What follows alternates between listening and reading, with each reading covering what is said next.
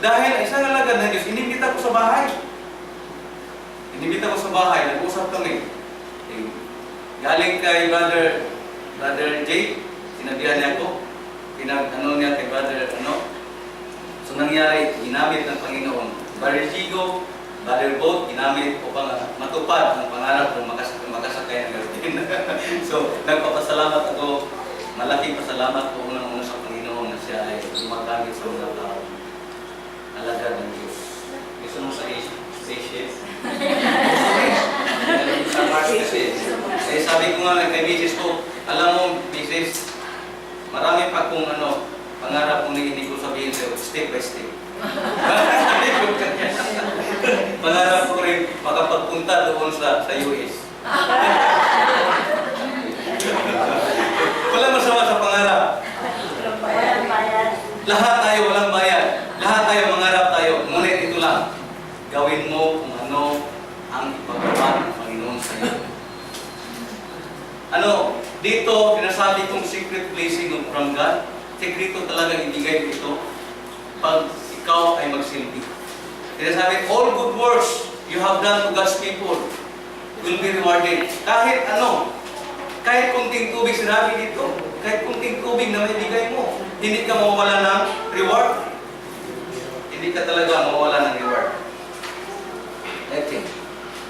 Secret number 3. Give to other and you will be given much. Uy! Ito. Give to other and you will be given. Napansin ko, Brother Bo, yung lahat ng mga quiz na niya, yung sukli, nilagay niya doon sa may lagayan siya doon sa sakyan niya. Kahit hindi nanghingi, sabi ko, pinapansin ko siya. Hindi dyan niya. Ito talaga. May nakuha ko sa Brother Bo. Kahit hindi nanghingi, bigyan. Give to other and you will be given much.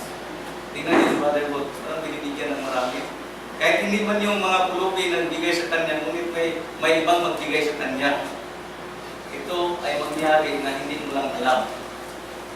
Kung gawin natin ito, siguro lahat tayo, maging mayaman. Kahit hindi naman mayaman, basta tayo lahat ay mayaman doon sa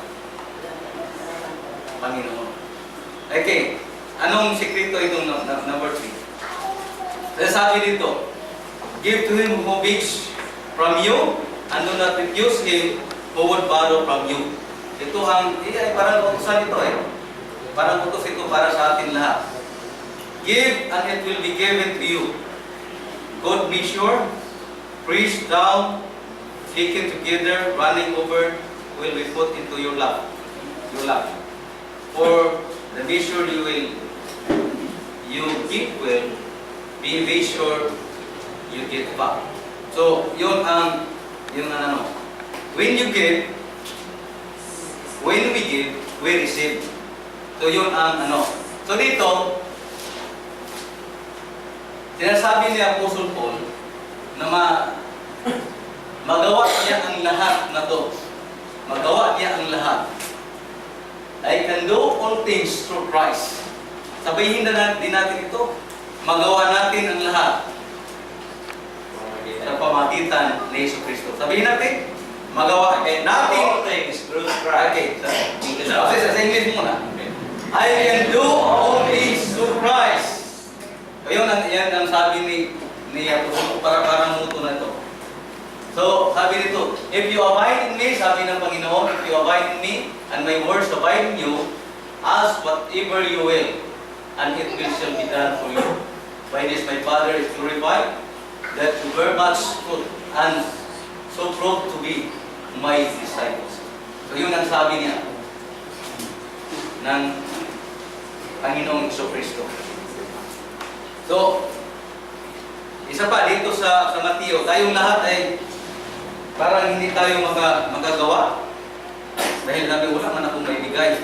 Alam niyo si Apostle Paul, sino yung kasama niya?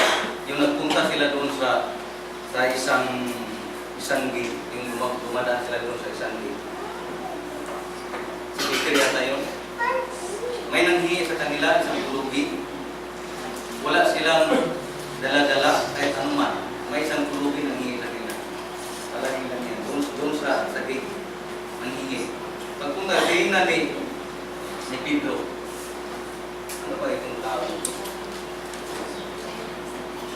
ganyan na palagi.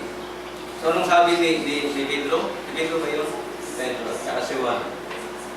Money and gold?